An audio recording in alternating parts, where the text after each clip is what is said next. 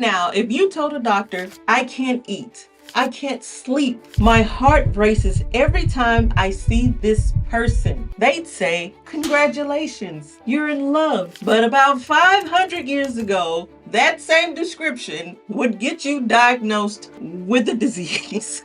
And the treatments they use to cure you of love: bloodletting, ice baths, exorcism, castrations. This is the history of when love was literally considered a disease. It was a sickness, and what they did to people who caught it. My intimate intellects, my wonderful intellectuals, welcome back to my channel. Today, I don't have any tea, but I got some chaos. And today's chaos is about the time when being in love was literally considered a disease. I'm not talking metaphorically. I'm not talking poetically. I'm speaking literally was considered a disease. Medieval and Renaissance doctors genuinely believed that romantic love was a sickness, an actual medical condition that needed to be cured. They had a diagnosis for it. They prescribed treatments. They tried to heal people out of being in love the same way they treated the plague. So this is the story about how society decided that wanted someone was pathology and what they did to fix it. Let me finish because this gets wild. So first, we need to understand medieval medicine framework. Medieval doctors weren't just making stuff up. They kind of were making stuff up, but they kind of had like a system. They believed in the theory of the four humors. If you don't know what the four humors are, go look it up. But I'm going to tell you what they were right now. The four humors were blood, phlegm, yellow bile, and black bile. Every emotion, every illness, every physical symptom was supposedly caused by an imbalance of these humors. You had too much blood, you were too hot, you were too passionate, you were too emotional, you had too much blood in your system. Yeah. So when someone is in love, I mean really in love, obsessed, can't eat, can't sleep kind of love, doctors diagnosed them with lovesickness, or sometimes it was considered erotic melancholy. I think this is kind of funny. I thought that was kind of funny, but whatever. And here's where it gets interesting. They had an entire medical framework for this. The symptoms of lovesickness, according to medieval texts, included loss of appetite, insomnia, constant sleeping, rapid heartbeat, pale complexion, weakness in the limbs, obsessive thoughts, loss of interest in normal activities, sighing constantly, and sometimes a fever. I don't know anyone who's ever been in love and has had a fever. Those other things maybe, yeah, but not a fever. I don't know where the fever came from, but whatever. But does this sound familiar? Yes, these are literally just symptoms of being in love, but medieval doctors saw this as pathological, all right? I guess you can't blame them. They thought the person is exhibiting these symptoms, therefore they have a disease. We need to cure them. Yet again, I don't know how the fever jumped into it, but it was in medieval times, the plague, you know, whatever, you was sick. The most famous medieval physician to document this is Avicenna. I am not going to try to pronounce that. I am not very good with names. Anyway, this was a Persian doctor from the 10th and 11th century. He literally wrote down these symptoms of lovesickness in medical texts, and he took it seriously. He took it as a very serious medical condition. And once he wrote about it, suddenly, all of Europe, all the doctors were like, oh yeah, love sickness is real, and started treating it accordingly. It always takes one person. It always takes one person. So now every doctor in Europe thinks love is a disease. But how did they actually diagnose it? Because they had a whole system for figuring out if you were in love. And it's way more evasive than you think. Okay, so how did a medieval love doctor know you had lovesickness and not just melancholy or depression? They had a specific diagnostic criteria. What were the criteria? First, they had to observe you. Are you constantly sighing? Are you staring off into space thinking about someone? Do you lose appetite when a specific person is around? Are you obsessed with one particular person rather just being generally sad? They said, "Are you obsessed with one particular person rather than just being generally sad?" It was the medieval times. A lot of things had happened, so maybe you just need to. I don't know what they would. Let me keep going. Let me keep going. If you said yes to all this, your diagnosis was love sickness. Second, they asked about your symptoms. And here's where it gets interesting because they were very specific questions. Very specific questions. Whose face do you see when you close your eyes? Does your heart race when you think about that person? Do you find yourself doing things just to be near them? If you answered yes, they'd be like, "Oh, yeah, you definitely got the love bug." I'm pretty sure that's where the term love bug came from, but I digress. Third, they sometimes do a physical examination. They check your pulse. Rapid pulse equals love sickness. Or maybe you could have just walked 1,000 miles just to get to the doctor. I'm going to keep going. They look at your complexion. Pale equals love sickness. Maybe it's winter and the sun's not out, but this is medieval times. They check your eyes. Glazed over equals love sickness. They drank a lot of mead back then. Maybe he was just drunk, or she, or they, whoever they were back then. Maybe they was just drunk. All of that equaled love sickness. But anyway, medieval doctors were basically looking for the same signs we recognize as being attracted to someone, and they were treating it like a disease. I do not know glazed eyes meant you were in love. To me, glazed eyes means a whole completely different thing. I am going to keep going. The scariest part, they used a diagnosis to justify some absolutely brutal treatments. And I need to warn you, before I get into some of these things, some of these are genuinely disturbing, especially what they did to the women, because it's always the women. Okay, so once a medieval doctor diagnosed you with love sickness, what did they do? And these treatments were insane, and they ranged from mildly unpleasant to absolutely horrifying. Treatment 1, bloodletting. This was the go-to treatment for everything. Like we already said, medieval medicine. You got a fever, you bleed. You got love sickness, you bleed. The theory was that you had too much blood, which was making you too passionate and emotional. If they removed some of the blood, your humors would rebalance. You'd stop being in love. They would cut your veins and let you bleed. Sometimes they let you bleed a lot. Sometimes you got dizzy and passed out. Because if you were too weak to feel in love, that is the same thing as being cured of love. It's kind of bizarre, isn't it? Treatment 2, ice bath and cold water immersions. The idea, this was one of my favorites because I thought I kind of picked up what they was putting down. I was like, okay.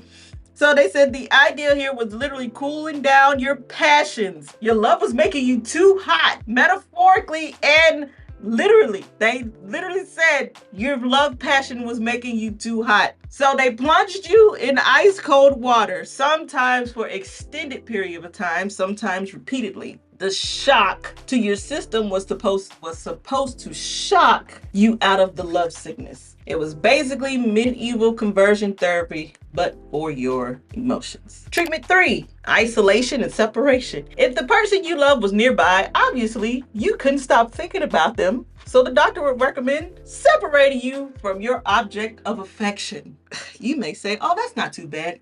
Okay. Some people were locked away and sent to distant monasteries or covenants to prevent them from seeing the person they love for months and sometimes years. Years. If you love them, maybe you could have got over it 6 years ago. You're still there. It's year 10. Do you still love them or not? I don't even know if they went back and checked to ask you where you just stayed there. You're in love, but nobody cares. Anyway, and those were the gentle treatments. It gets worse, and I mean way worse. Treatment 4, forced exercise. Doctors believe that vigorous physical activity would tire you out so much that you wouldn't have enough energy for love. So they prescribed intense exercise. That could be running, that could be horse riding, heavy labor, basically whatever that would exhaust you. Probably the walk to the doctor itself may have exhausted you out, but I'm gonna keep going.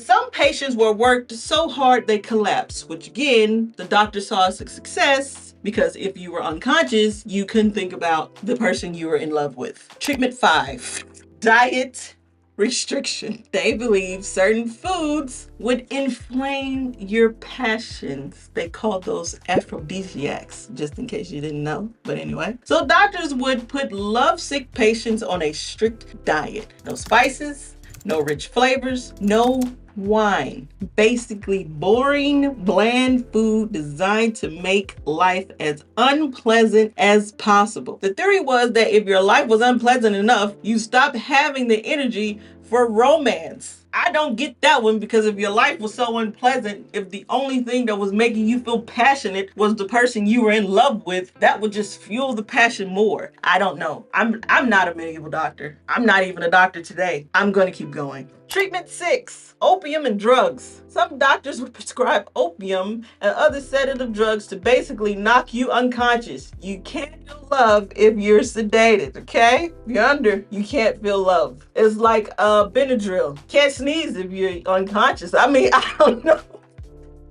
Treatment number 7, forced marriage, but not to the person you were in love with. This was brutal. This was brutal to me. If someone was lovesick for a person they couldn't have, wrong social class, they were already married, it didn't matter, whatever, the doctor would sometimes recommend marrying them off to someone else. The idea was that having sexual relations with someone new would cure them from their obsession with the original person. So they would force you into marriage with a stranger as a treatment.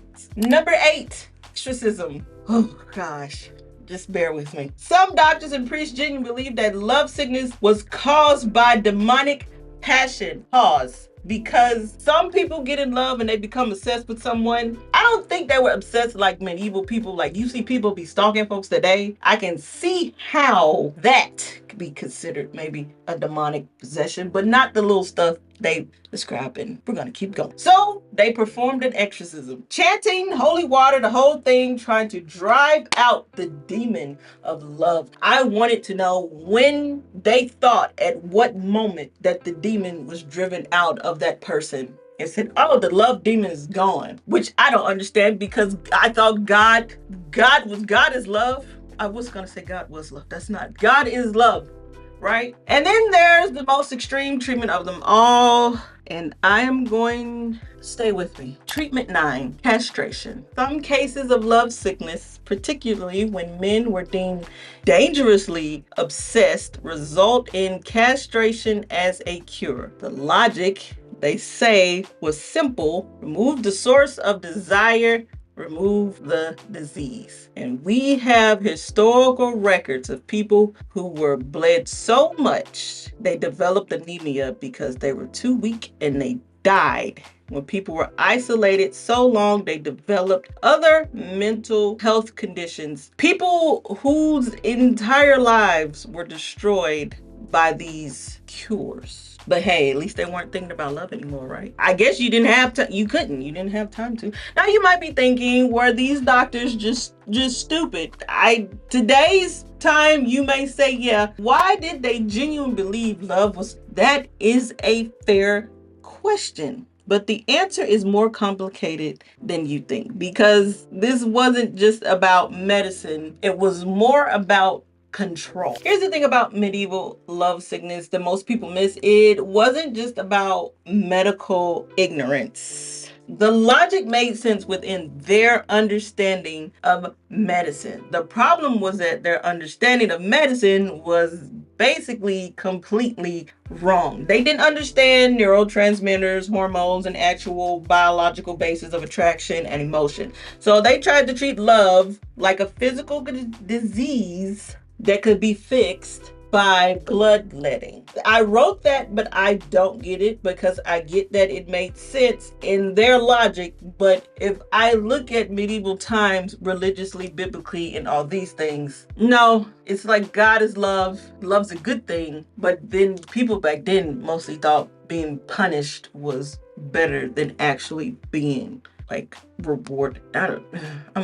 But here's where it gets deeper. The cultural component. Medieval and Renaissance societies were deeply uncomfortable with romantic love, especially among young women. Women were supposed to be obedient and accept whatever marriage was arranged for them. If a woman fell in love with someone inappropriate, it would be seen as being out of control. Love was dangerous. Love disrupted the social order. Love made women, especially in that time, do unpredictable things, like not wanting to marry the man her dad picked out for her. That was considered an unpredictable thing.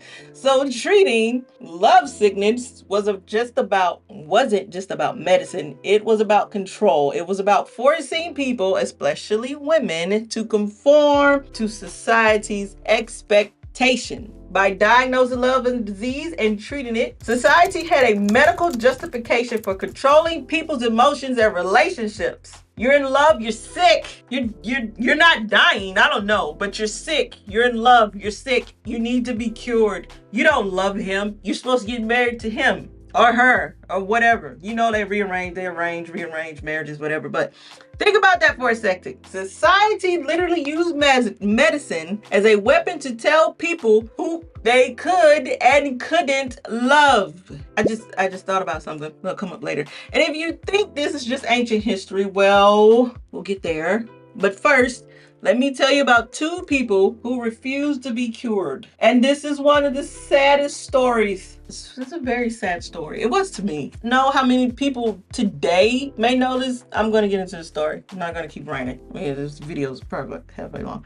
But let's get into the two people that we know historically that refused to be cured of love. So I want to tell you about Louise and Abelard, because their story is a perfect example of love sickness treatment in action, and I am doing a full video on them next week, but here I'm going to give you a short version. Abelard gets castrated, the ultimate cure, becomes a monk, and tries to move on. Louise is sent to a convent. She got the isolation treatment and told that she should forget about Abelard and focus on God. Both of them were being subjected to medieval love sickness treatments, and both of them were failing to be cured.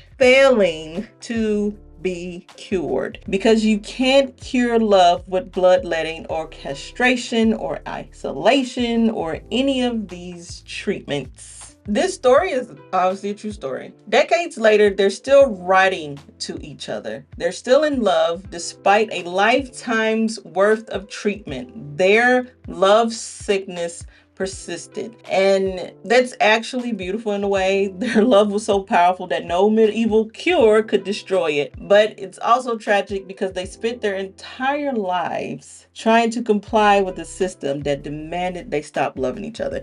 This story of these two is it's sad. It's a sad story. I am going to do a video on it next week. I hope you like and subscribe to hear this story. I'm tearing up just thinking about it. I'm not going to cry. But let me move on before I tear up just a little bit. But Louise and Abelard were the only ones. There is a pattern, and it hits women harder than men. Here's where it gets really infuriating, especially as a woman. When men had love sickness, it was treated as a noble condition. Think knights writing poetry about their unreachable lady, men singing songs about their longing, courtly love, where the knight devotedly loves a woman he can never have. It was considered beautiful. It was considered romantic. Men could be lovesick, and it was poetic, artistic, and even admirable. But women who had love sickness, it was dangerous. It was hysteria. As we've learned throughout history, hysteria, it was demonic. Women were locked away, medicated, married off to strangers, and sometimes subjected to exorcism, all because they had the audacity to fall in love with someone they chose. Sit with that for a minute. Men could fall in love with someone they could never have, write about it, sing about it, run through the streets writing poetry, said, oh, everybody like, oh my God, it's so romantic, it's beautiful, it's longing. But if a woman fell in love with with somebody that she couldn't have. She was crazy. That's basically what was said. Women were locked away, medicated, married off to strangers, and sometimes subjected to exorcism, all because they had the audacity to fall in love with somebody they chose. The same condition was treated completely different based on gender. Men got poetry, women got punishment. And this isn't just medieval history. What happened to this word? Pathologizing, degrading women's emotions continued for centuries. In the Victorian era, women who showed too much emotion, including love, were diagnosed with hysteria. The treatment, they were sent to insane asylums and having their anatomy stripped away. For the love of all humanity, women, you love somebody, oh, you're not supposed to love him, you can't love him. It didn't matter. They sent you to the insane asylum. This sounds familiar is because it is the same thing they did in medieval period, just a different medical label. It's the same. Victorian era was wild. Bunch of hypocrites. Old videos. Victorian people. Bunch of hypocrites. Them sending them to the same insane asylums is just the same as isolating them and just sending them away for in the medieval period to go be a nun, a monk, somebody, because love. So when did people finally stop treating love like a disease? The answer might surprise you because in some way they never fully stopped. It just happened gradually. It wasn't like a real sudden shift. It just kind of went away. In the Romantic era, late 1700s through the 1800s, there was a cultural shift. Suddenly, love became something to celebrate, not cure. Poets and artists started romanticizing love. It became about passion and emotion and connection rather than something dangerous that needed to be controlled. But stick with me because there's always a catch. But this shift only happened for certain people, mostly wealthy, educated people who could afford to think poetically about love. If you wanted to think about love, if you wanted to be celebrated for love, you had to be a wealthy person who could afford the time to think poetically about love. Shakespeare. For poor people, for servants, for women without agency, love continued to be controlled and managed by society for centuries. This video irks me, but whatever. And here's the irony that kills me. We went from love is a disease that must be cured to love is the meaning of life. And if you didn't have it, something was wrong with you. And we do this to people today. We flipped the script. And now instead of treating people who are in love, we treat people who aren't in love. If you're single, society asks, what's wrong with you? Are you okay? Why aren't you in a relationship?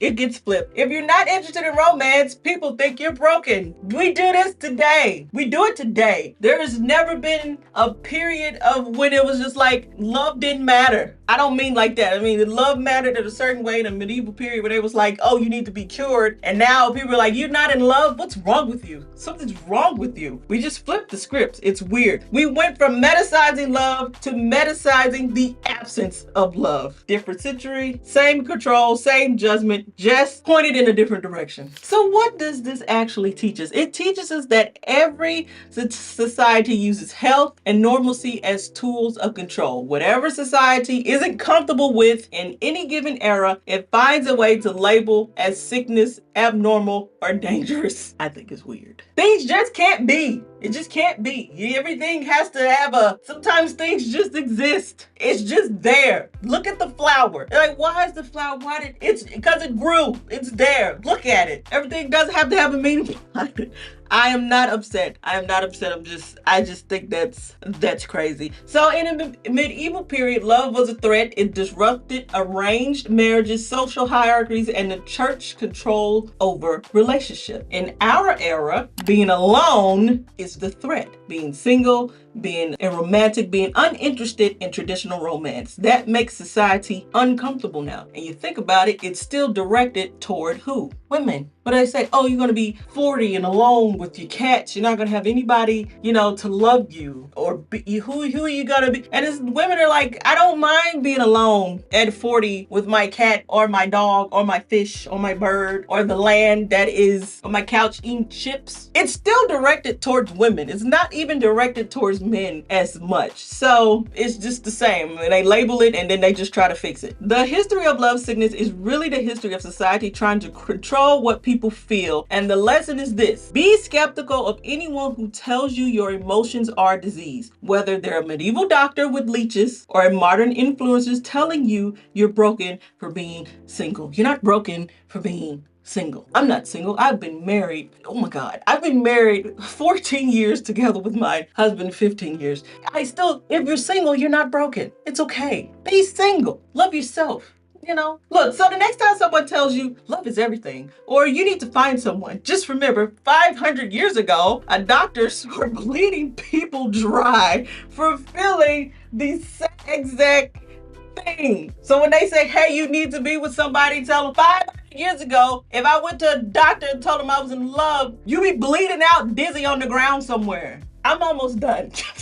We've always had this terrible understanding about love. We've always tried to control it and we've always failed. But love, whether medieval doctors liked it or not, is not a disease you can cure. There's all different kinds of love now. You look it up and say, tell me the different, Google it. Google how many different types of loves now. So now we're all into loves. Valentine's Day. It's not a disease you can cure. It's messy, it's chaotic, it's uncontrollable, it's human. And the most beautiful thing about it, that's the most beautiful thing about love. It's messy, chaotic, uncontrollable, and it's human.